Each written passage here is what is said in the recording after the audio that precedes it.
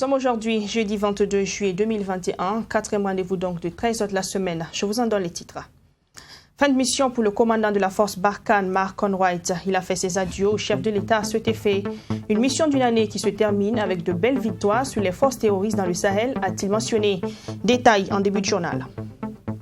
Dans ce journal aussi, on parle santé, précisément de lutte contre le coronavirus. Le vaccin Johnson & Johnson, comme annoncé, a été réceptionné hier par le ministre Charlemagne Ouedraogo. Un don de plus de 151 000 doses fait par l'État américain grâce à l'initiative COVAX. Et en fin de journal, image sur l'installation du Premier ministre haïtien Ariel Henry, 71 ans, nommé par le président Jovenel Moïse bien avant son assassinat le 7 juillet dernier. Le nouveau Premier ministre entend travailler au rétablissement de l'ordre en vue d'élections présidentielles selon les demandes de la population et de la communauté internationale.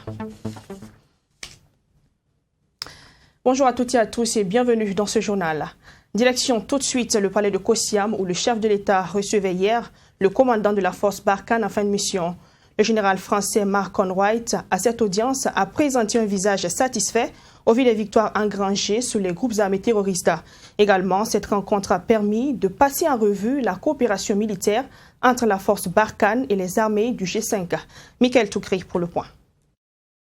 En fin de mission, le commandant de la force Barkhane est reçu par le président du Faso. Le général Mark Conwright est venu traduire sa reconnaissance et faire ses adieux à Roch Marc Christian Kaboré après une année passée à la tête de la force française anti-djihadiste. J'ai toujours été reçu en audience par le président du Faso avec beaucoup d'amitié, de sympathie, et nous avons pu à ces occasions partager beaucoup de choses sur la situation sécuritaire au Sahel. Et donc il était tout à fait légitime et normal que je vienne lui dire au revoir et lui faire, entre guillemets, le compte-rendu de la fin de ma mission et de souligner la très grande coopération qui a existé entre la force Barkhane et les forces armées burkinabées. Et donc lui, une fois de plus, lui renouveler tous mes remerciements pour cela.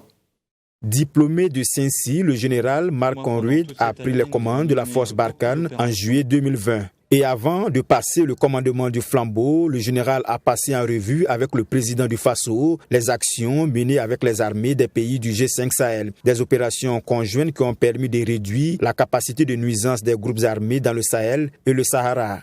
La plupart des opérations de Barkhane, elles ont été menées dans le cadre de ce que l'on appelle l'accompagnement au combat.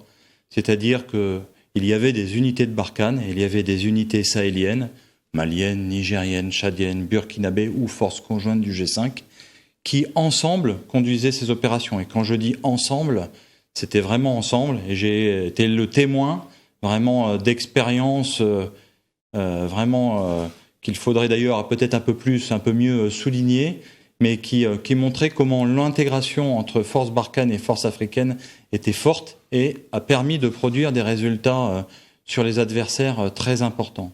Et donc, oui, je considère que, en tout cas, c'est ce que j'ai vu de ces 12 derniers mois, les forces armées du Sahel, de façon générale, continuent de monter en gamme, sont montées en gamme, aujourd'hui sont tout à fait capables de s'opposer et de porter des coups aux groupes armés terroristes. La force Barkhane, déployée au Sahel et au Sahara, est composée de plus de 5000 soldats, un effectif qui devra être réduit de moitié d'ici à 2022. Santé, je vous le disais, le vaccin Johnson & Johnson a été réceptionné hier par le ministre Charlemagne Ouedraogo. Plus de 151 000 doses offertes par le gouvernement américain à travers l'initiative COVAX. Ces vaccins viennent ainsi renforcer le nombre de vaccins réceptionnés en mai dernier pour la lutte contre le coronavirus. Cérémonie de remise donc hier avec Mamitria Nakamabo. Ce sont au total 151 200 doses de vaccins du groupe américain Johnson & Johnson que le Burkina Faso vient de recevoir. Ce don du gouvernement américain vient renforcer l'offre vaccinale au Burkina Faso dans la lutte contre le Covid-19 et au ministre de la Santé de recommander aux populations de plus de 18 ans de se rendre dans les sites de vaccination pour recevoir leur dose de vaccin en prélude à l'ouverture des frontières terrestres. Si vous regardez dans certains pays, vous suivez la presse, vous verrez qu'il y a une recrudescence de la maladie avec une prédominance importante des formes dites formes variantes. Et au Burkina Faso, nous sommes jusque-là, en tout cas, éloignés de cette affaire. Mais nous savons que la circulation des personnes à travers l'ouverture des frontières est aussi une occasion pour que la maladie puisse circuler. C'est pour cela que nous souhaitons vivement que la population puisse adhérer à cette vaccination pour être protégée, de sorte à ce qu'à l'ouverture des frontières, il n'y ait pas de souci. Le ministre de la Santé, professeur Charlemagne Ouedraogo, a apporté les précisions sur la polémique autour de l'efficacité de ces 2 vaccins reçus par le Burkina Faso. Nous répétons que le vaccin AstraZeneca est un vaccin efficace qui vient au Burkina Faso, qui est venu au Burkina Faso, et le vaccin Johnson & Johnson vient renforcer aussi nos capacités. Il ne s'agit pas d'une compétition entre vaccins, il s'agit de renforcer nos capacités. Ce don est le fruit de la collaboration entre les États-Unis et le Burkina Faso pour mettre fin à la pandémie du Covid-19. Le partage de ces doses de vaccins traduit également la solidarité du partenariat qui existe entre les 2 pays. Occasion pour l'ambassadrice des États-Unis au Burkina Faso d'inviter la population à se faire vacciner. J'exhorte toutes les personnes qui auront l'occasion de se faire vacciner à le faire. Ce vaccin est le produit de tests rigoureux et il a aidé à faciliter le retour à la vie normale aux États-Unis. Sans ces vaccins, notre économie et la vie des Américains souffriraient toujours des contraintes et les limites imposées par les mesures qui avaient été prises pour contenir le virus. Depuis le lancement de la campagne de vaccination le 2 juin dernier, plus de 33 000 personnes ont été vaccinées. Et à la date du 17 juillet 2021, le Burkina Faso enregistrait 13 536 cas cumulés, dont 169 décès liés au Covid-19. Hier également, le ministre des Affaires étrangères et de la coopération Alpha Bari et l'ambassadeur du Japon Kato Masaki procédaient dans l'après-midi à la signature d'un don de riz d'une valeur globale de 2 milliards de francs CFA au profit du Burkina Faso. Une partie du don revient aux personnes démunies et l'autre sera mise en vente par la Sonachesta. Ami Valian, Alice Petrago. À travers cette signature de convention, le Japon fait un don de riz d'une valeur globale de 2 milliards 500 millions de francs CFA. Une partie de cette aide alimentaire sera distribuée aux personnes vulnérables à travers le ministère de la Solidarité nationale et l'autre sera mise en vente à la Société nationale de gestion des stocks de sécurité alimentaire, Sonages. L'argent récolté par cette structure permettra de financer les projets de développement sous le contrôle de la Direction générale de coopération selon les donateurs. Burkina Faso, à l'instar d'autres pays de la région de Sahel, fait face à l'aide terroriste. Cette situation a obligé plus d'1 million de personnes à se déplacer vers des zones plus sécurisées. Et les personnes déplacées internes constituées par ailleurs des acteurs clés de la production agricole au Burkina Faso. Ainsi, la crise sécuritaire compromet l'autosuffisance alimentaire, et principalement dans les zones à fort défi sécuritaire. Ce don constitue donc un apport important pour l'économie burkinabé, en ce sens qu'il intervient dans un contexte global marqué par de fortes contraintes sécuritaires, sociales, économiques, a laissé entendre le ministre des Affaires étrangères. Le don pour lequel nous venons de procéder à la signature, c'est quelque chose d'habituel entre le Japon et le Burkina Faso. Et je voudrais commencer d'abord par remercier le gouvernement et le peuple japonais pour le soutien constant qu'il a toujours manifesté à l'égard de notre pays et de notre peuple à travers donc cette opération régulière de CAR qui est une opération qui date depuis de longues années. C'est un effort exceptionnel fait par le gouvernement du Japon pour donc appuyer le Burkina Faso. D'une valeur de 1 milliard 500 millions de francs CFA, ce don de la République du Japon connaît une hausse de 1 milliard de francs CFA comparativement à l'année dernière. Cette enveloppe vient à point nommé car la production nationale en riz de la saison écoulée n'a couvert que 46% des besoins en riz des populations, a précisé le ministre Alpha Barry. À la mairie de Ouagadougou, des employés sont remontés contre le maire. En effet, plus de 400 manœuvres du centre de traitement et de valorisation des déchets ont déclaré qu'ils n'avaient pas perçu leur salaire depuis maintenant 6 mois. Hier dans la matinée, ces agents ont protesté pour le paiement de leurs arriérés de salaire. Précision avec Maxime Jean-Yves Bambara. Situation tendue au centre de traitement et de valorisation des déchets de la ville de Ouagadougou ce mercredi 21 juillet. Les travailleurs en mouvement d'humeur exigent le paiement de leurs arriérés du salaire par le maire Armand-Pierre Bewende. Selon le porte-parole des manœuvres, depuis le 8 février 2021, cela fera bientôt 6 mois qu'aucun des leurs n'a été payé, et ce, malgré la promesse qui leur avait été faite au mois de juin par le maire de régler ce problème. En tout cas, on a essayé de rencontrer le maire. Le maire nous a reçus une fois seulement. Quand on était à la porte de la mairie centrale, le maire nous a reçus, mais nous avait promis qu'en 48 heures, il allait nous payer.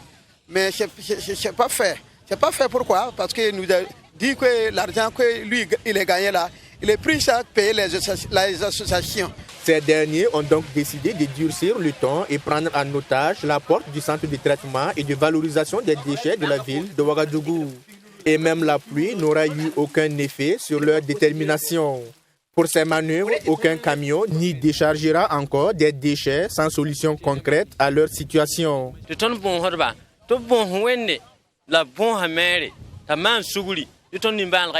Nous demandons au maire de régulariser notre situation parce qu'elle est lamentable.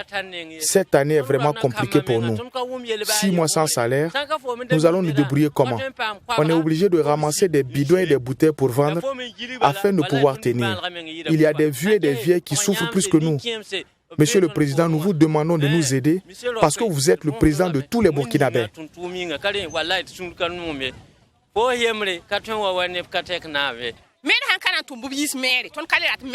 Si le maire ne peut pas gérer la mairie, qu'il parte laisser quelqu'un d'autre le remplacer. Il nous fait vivre des situations difficiles. On prenait avant 45 000 francs le mois, mais quand le maire est arrivé, il a réduit à 35 000 francs. Et là encore, on n'arrive même pas à avoir.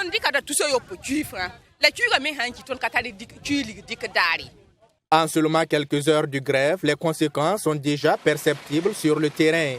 Ces camions chargés de déchets sont obligés de stationner sur la route en attendant le dénouement de la crise. On est venu, on a trouvé que la route était bloquée.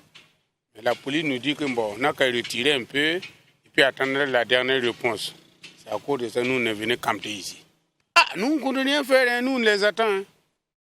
Que Dieu n'a qu'à donner la main, ils vont s'entendre là-bas et puis nous laisser la paix, on va travailler. Le problème qu'il y a entre eux et puis la mairie, qu'ils s'entendent. Si c'est un problème d'argent, que la mairie trouve une solution et puis on va travailler. C'est ça notre objectif. Nous n'avons rien à dire.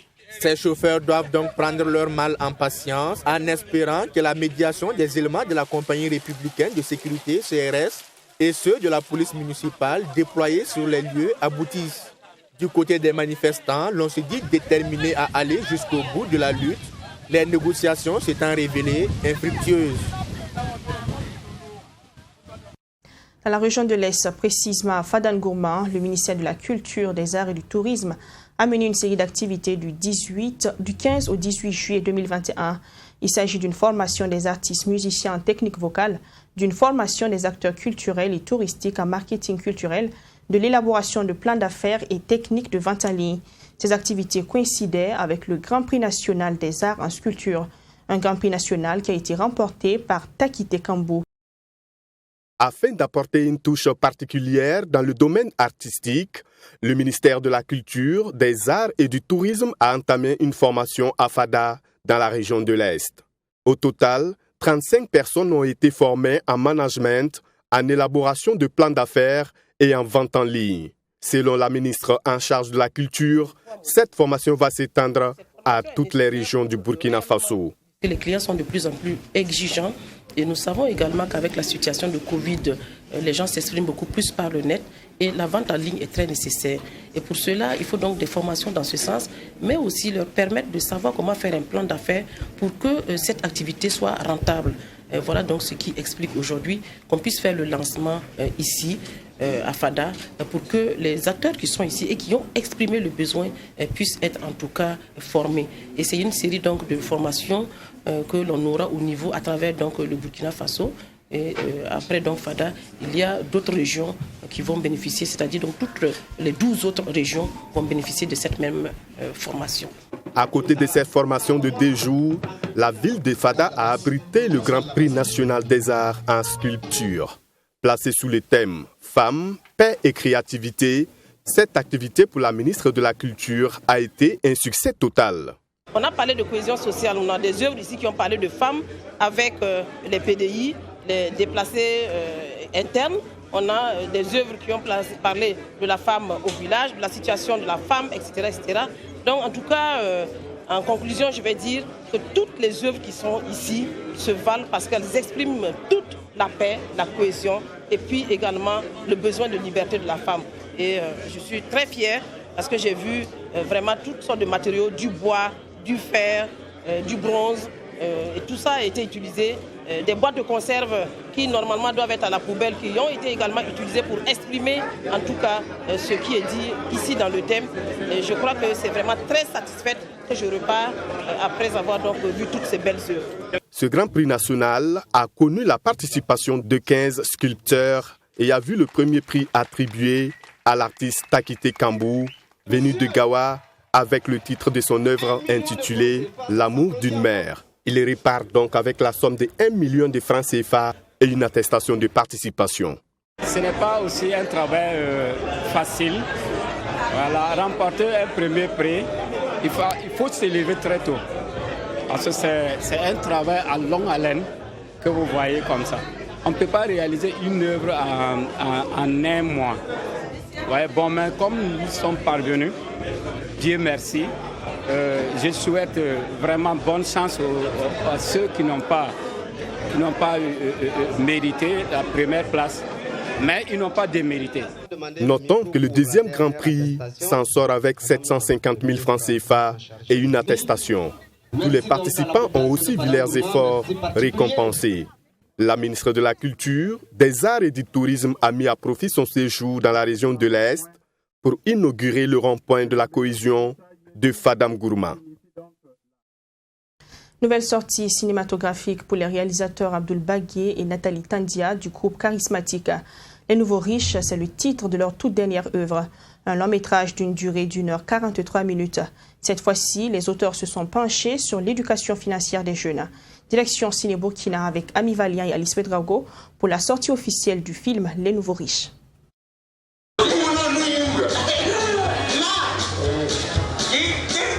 Les Nouveaux Riches, c'est le titre du dernier film des réalisateurs burkinabés Abdoul Bagué et Nathalie Tandia. Ce long métrage de 1h43 retrace l'histoire de 2 cousins qui passent de l'extrême pauvreté à la richesse après avoir ramassé un sac contenant 200 millions de francs CFA. Comment vont-ils gérer cette somme et comment vont se comporter ces nouveaux riches? C'est le fil conducteur du scénario du film. Selon le réalisateur, ce film est une invite à l'éducation financière des jeunes. C'est de dire aux jeunes, aujourd'hui aussi, d'entreprendre. Et c'est dire aux jeunes aujourd'hui aussi de se méfier des stupéfiants, de la drogue, des dérives du sexe et autres. C'est d'appeler la jeunesse aussi à une prise de conscience. Et c'est aussi de dire aux gens qu'on peut s'amuser, on peut être bien, on peut un jour ramasser 200 millions et devenir un jour riche comme ça. La chance peut nous sourire, il faut juste savoir en profiter. C'est le message du film. L'avant-première de ce film a connu la présence de plusieurs cinéphiles. Ces derniers n'ont pas manqué d'apprécier cette œuvre entièrement tournée au Burkina Faso. Et déjà, je voudrais féliciter Abdoul Bagué pour ce film qui est très important à plusieurs égards. Ce film est porteur vraiment de messages vraiment importants. Et surtout, puisque nous voyons qu'actuellement, les jeunes, quand ils gagnent de l'argent, c'est la folie de grandeur, quoi. Ils ne savent pas quoi faire avec, donc c'est la débauche. C'est la drogue. Donc, déjà, ce film sensibilise par rapport à la gestion financière. J'ai trouvé que le film il a été très bien tourné, c'était bien chic comme on aime le dire. Et ça prouve qu'au Burkina, on a du talent et on doit très bien l'exploiter. Vraiment, j'ai apprécié. C'était très bien. Les Nouveaux Riches est un film réalisé sur fonds propres selon le réalisateur. Il sera à l'affiche au Ciné Burkina jusqu'au 1er août 2021. À partir du 12 août 2021, il sera projeté dans la ville de Sia. Sport football, finale de la Coupe de l'OZEP jouée le 17 juillet dernier à Kupela. La finale a opposé la SEB de Gunga 1 à celle de Kupela 1. Score final 2-0 en faveur de Gunga 1. Un spectacle suivi en live par le directeur général de l'Office national de la sécurité routière ONASER, par ailleurs parrain de l'OZEP 2021. Mamitri Nakamabo. À cette finale de la Coupe provinciale de l'OZEP, organisation du sport dans les écoles primaires, la SEB de Gunga 1 était opposée à celle de Kupela 1. Dès l'entame du match, pas de round d'observation. Les deux équipes se jettent dans le jeu sans réussir à ouvrir le score. À la deuxième mi-temps, l'équipe de Gunga 1 prend le dessus sur son adversaire et marque le premier but. À quelques secondes de la fin du match, l'équipe de Kupela rate sa relance et offre une occasion à son adversaire qui ne tremble pas devant les filets. L'équipe de Gunga aggrave le score. Score final 2-0 en faveur de la SEB de Gunga 1. Nous sommes très heureux ce soir pour cette victoire contre Kupela 1. Et tout le monde a lutté, tout le monde s'est battu, mais le football c'est comme ça, c'est le meilleur qui gagne. Donc, et cela est dû au dur labeur de tous les jours. Je suis heureux parce qu'on a gagné cette coupe. On a joué par les passes et les joueurs de Kupela ne jouaient pas contre les passes et on a marqué des buts. Débuté le 26 juin dernier avec les phases éliminatoires, 14 circonscriptions d'éducation de base que compte la province de Kuritinga ont rivalisé de talent à cette édition. Cette initiative a été lancée pour promouvoir certaines valeurs auprès des élèves. Il s'agit notamment de la tolérance, le courage, la sociabilité et l'esprit d'équipe.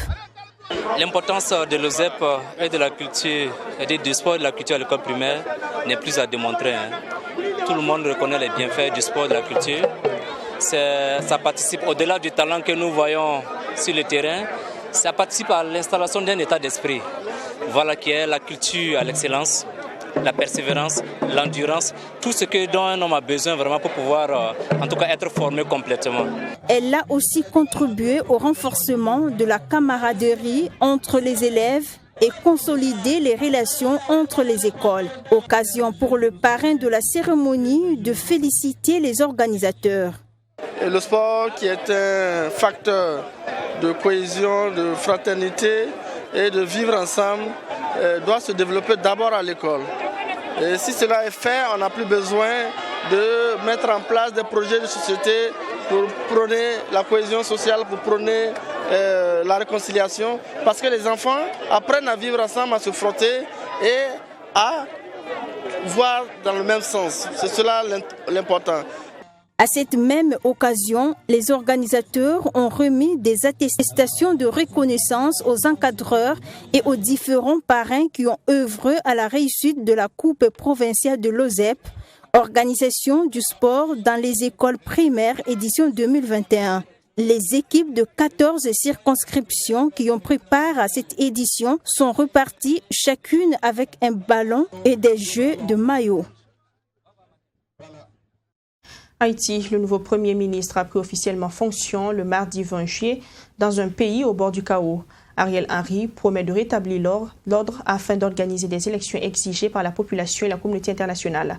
Cet ancien neurochirurgien de 71 ans est le 7e et dernier Premier ministre nommé par Jovenel Moïse qui a été assassiné par un commando de l'armée le 7 juillet dernier.